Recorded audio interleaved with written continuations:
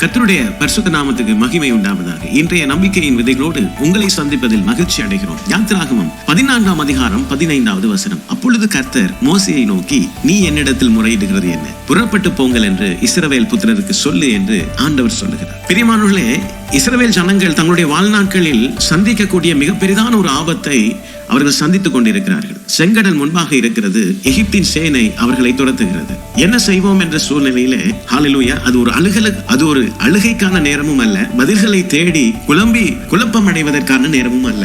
இந்த சூழ்நிலையிலே மோசே கர்த்தரை நோக்கி முறையிடுகிறார். ஆனால் கர்த்தர் சொல்லுகிற பதில் மிகவும் வித்தியாசமா இருக்கிறது. பிரியமானவர்களே, இந்த சூழ்நிலையிலே ஆண்டவர் சொல்லுகிறார், ஏன் முறையிடுகிறாய்? உன்னிடம் ஏற்கனவே பதில் இருக்கிறது.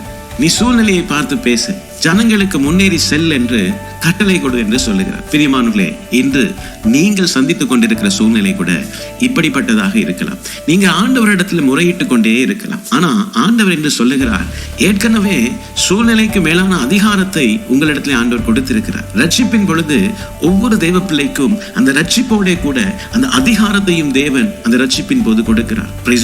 இன்று அந்த வல்லமையை, அந்த அதிகாரத்தை பயன்படுத்துகிறதுக்கு 99% கிறிஸ்தவர்கள் நாங்கள் மறந்து விடுகிறோம். பிரியமானவர்களே, உலகத்தில் இருக்கிறவனிலும் உங்களில் இருக்கிறவர் பெரியவர். உங்கள் சூழ்நிலையை பார்த்து இன்று நீங்கள் பேசுங்கள்.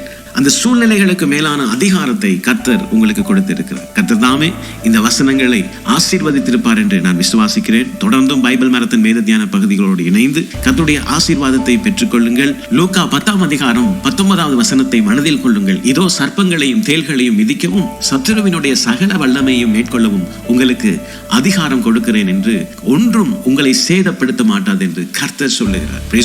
பிரியமானவர்களே, கர்த்தர் இந்த நாளில் உங்களோடு இருப்பாராக. God bless you.